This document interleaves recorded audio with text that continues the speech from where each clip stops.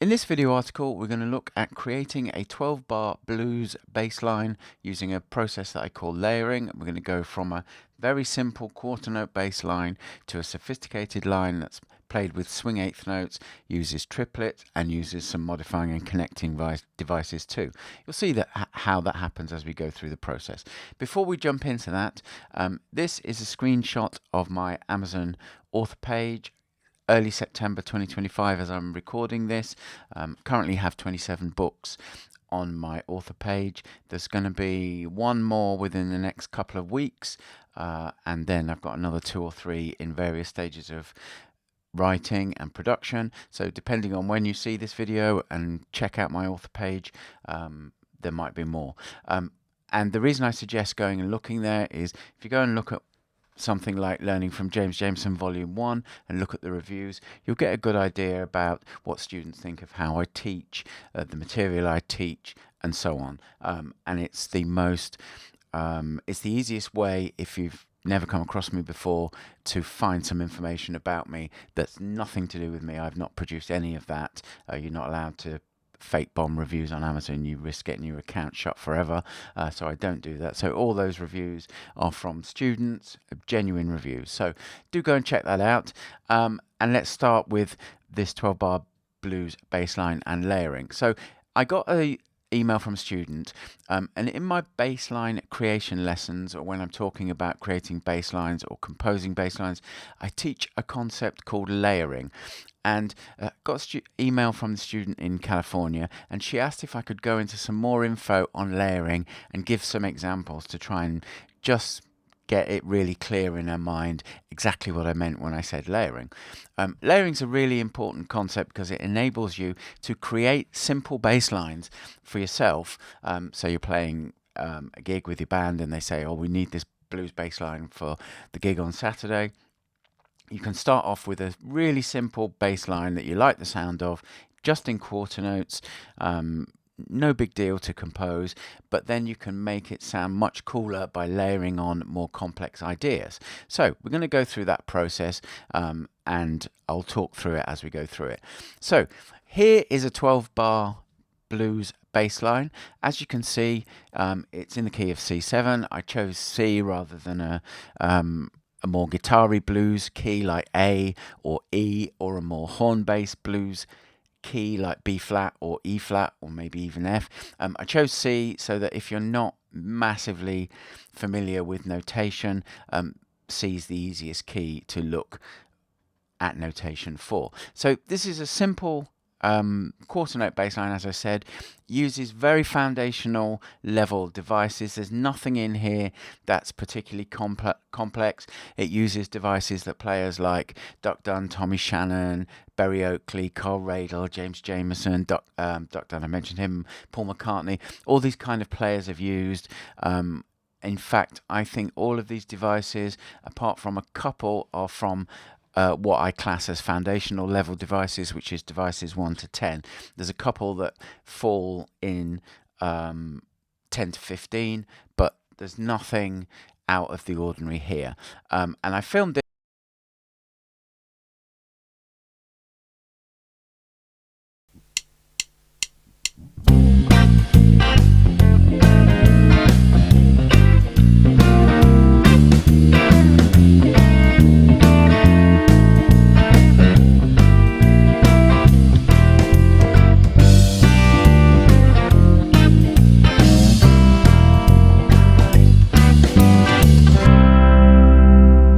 So as you can hear, it's a pretty standard kind of bass line. It does the job of what a bass line needs to do in this kind of chord progression and harmonic framework. So let's start talking about layering. Let's go to the next slide. The first level of layering we're going to talk about is rhythmic replacement. Now, in the next example, the tempo has slowed down from 140 to 125 beats per minute, and that's because the bass line is going to get more rhythmically active. And I'm going to use a concept called rhythmic replacement, and this is another really simple concept, but it's really important to understand. And basically, every quarter note from that previous bass line is going to be replaced by 2/8 notes of the same pitch. Here's what that looks like in notation, and there's tab as well there.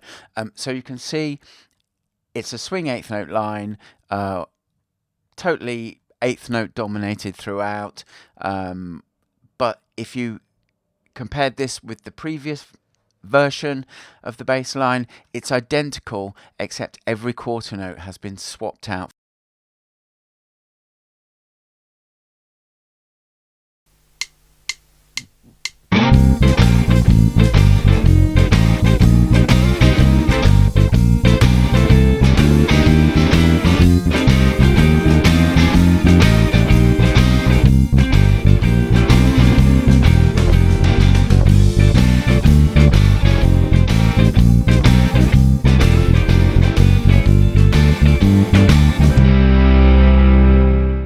Okay, so obviously the sound changed as well. I used a different band sound. That's actually one of my favourite band styles in Band in a Box. It's called Texas Blues Rock. It works really well in those kind of guitaristic open string keys like A and E. Sounds really cool in those keys. So that's what that sounded like. Again, it was very straightforward, just replacing all those quarter notes with pairs of 8th notes. The next layer, we're going to use modifying devices to give the line a bit of sophistication. Now, a modifying device is a secondary device that modifies the sound of the primary device. That sounds a little complex, but it's pretty straightforward. And here's the example, and I'll just talk through 2 or 3 of the modifying devices. So if we look at bar 2, we've got this is the F7 chord. We're playing F, A, B flat, B natural, but what's happened is on the and of beats 3 and beats 4, instead of playing the B flat and the B natural, I've used an open string modifying device, or an open string bounce I often call it, where instead of playing those notes, you've gone to the open strings. Another modifying device, so here's one. This is called a connecting device. You'll find this at the end of bar 9, and what's happened is we're playing from G to B to D and then back to G. But instead of playing 2 Gs, I'm playing a G and a G flat before landing on F. So that gives us another, just another, and the ear barely hears it, but it just gives us a stronger harmonic connection to that root note of F on the downbeat of bar 10. There are more open string bounces used as modifying devices. You can see them in bar 6. I've also used the open E string in bar 11 for the same kind of thing, and also in bar 8. And there are other different kinds of modifying devices as well, but some of those wouldn't fit into the combination of devices that I used. But there are more than just open strings, and there are different kinds of connecting devices, and there are other things that you can do. And if you get onto going from 8th note to 16th note bass lines, there's a lot more 16th note modifying devices you can use at that rhythmic level. As before, I filmed this. This is 125 BPM again with the Texas Blues Rock practice track generated from Band in a Box. Here's what this sounds like.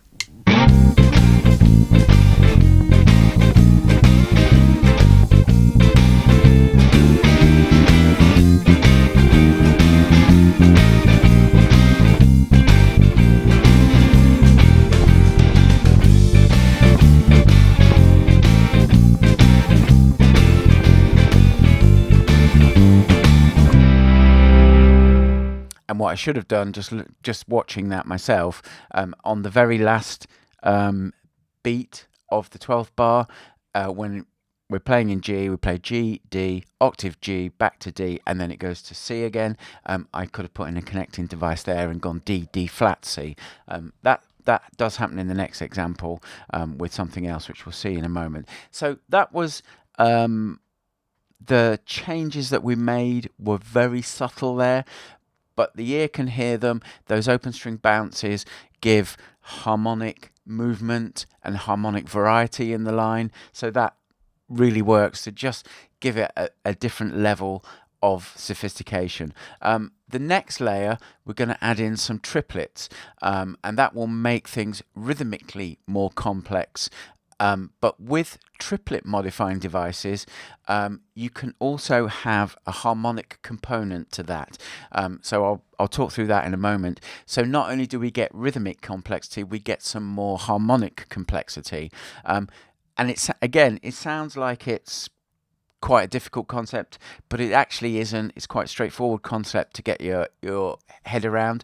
So if we look at this example, so if we look at the end of bar 5 and the start of bar 6, we have two triplets there, and both of them use so that those two triplets are both replacing a pair of swing eighth notes.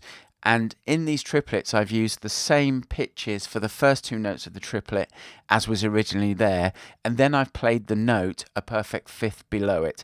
On bar 5, that makes it a B natural, which is a note which should sound really dissonant, but you won't hear it because it lasts for such a fleeting moment of time. And on the start of bar 6, it's F, F, and then down to C, which is the fifth of F7. So that's a really consonant thing.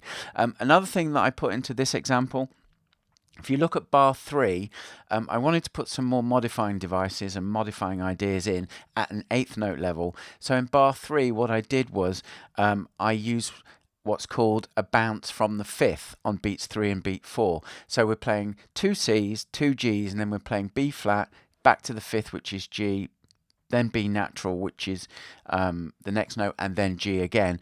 And those G's act as notes that the bass line's bouncing off, and it works really well going to bar 4 because G is obviously the lower dominant approach note. So let's go back to triplets. So there's another modifying triplet at the start of bar 8. Again, you can think of that as 8-8-5. And then in bar 9, we've got a modifying triplet, and this time I've used the modifying triplet from the D, from the fifth, and I've gone to the A, which is a fifth below, is the note a perfect fourth below D, and then we play G and G flat. And then the other triplet worth noting is at the end of bar 12, where I've combined a triplet rhythm, but instead of just playing 3 notes with the same pitch, I've played 2 Ds and a D flat, which is the connecting note between the D and the C. So all of these things combined will make the line, which remember is still based on that original quarter note line, but it will make the line sound much more sophisticated, both harmonically and rhythmically. I need to put my teeth back in. So here's example 4. Let's have a listen to this.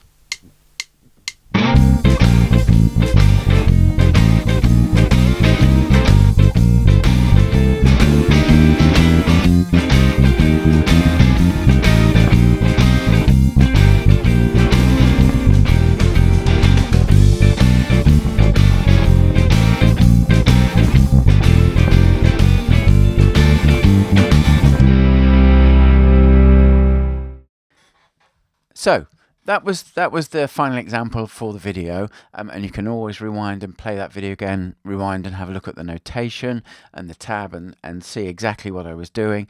But if you compare that to the first video, the two bass lines, if you played the first one and then 10 minutes later you played the second one to someone else, they would think they were different bass lines. But the last bass line doesn't exist without the layering process applied to the first bass line. And what's interesting about this process is, as you do it and develop more as a bass player and start incorporating these things into the bass lines, what happens is you can start to create bass lines at the level of the last video, from scratch, if you like, because you internalize what needs to be done and where you can put things like the modifying devices, the connecting devices, and then the triplets. And so you could create and compose, or when you get to that level, you can create spontaneously at performance tempo lines like the last one, which if you went to a blues jam and played a line like that, your bandmates would probably be very, very pleased. So hopefully that gives you a 10,000 foot overview of the layering process. Obviously, to really internalize it, you have to go through a number of iterations of this so that your brain really gets the hang of it. And as I said, there are more modifying devices that we've not touched on. I just wanted to do an overview, but that should give you a good idea of how that works. So closing out, layering is a simple way for you to create complex bass lines by starting out really simply and then adding these layering passes that create the complexity. And although we've done it with a swing eighth note bass line, this works for straight eighth notes and also for 16th notes. So you'd start with a quarter note line like we did, then you'd do the rhythmic replacement, replace it with 2 straight eighth notes for each quarter note. Then you could look at adding in modifying devices, and then you could think about applying front end and back end if you're going to go to 16th notes. And then when you've got that, then you can use rhythmic replacement to create the 16th note element, and then you can do another layer where you add in 16th note modifying devices, and there's more layers as well that you can apply to that. So you can create 16th note bass lines that are quite sophisticated using this process. Although if I was going to create a 16th note bass line and I knew that was the end result, I would start with creating a bass line that uses devices at an eighth note level with front end and back end, rather than starting with the quarter note. That's a nuance. As you get more into the process, you'll find out things like that yourself. This works for all genres, not just for blues rock. So if you're into funk rock or funk or disco, soul, R&B, country, you can use this process, and it will help you create bass lines of the rhythmic complexity and the harmonic complexity and sophistication that you're aiming for in all of these genres. There's more on the specific blues applications like this in terms of devices and rhythms in my How to Play Blues Rock series. Here's the first 2 books from that series, obviously volume 1 and volume 2. There is a third volume. Volume 3 adds in 12/8 bass lines and covers some of the triplet sophistication that we looked at in the last one, but volumes 1 and 2 cover the basic devices that you'll need to play authentic blues rock style. They're very much based on the bass playing of Tommy Shannon and Duck Dunn. So if you want to learn what devices should be used for blues rock and how to put those devices together to create the kind of lines we saw in this video, go and check those books out on Amazon. If you've got any questions on this, don't hesitate to leave a comment or drop me an email. Thank you for your time watching this, and I'll catch you in the next video.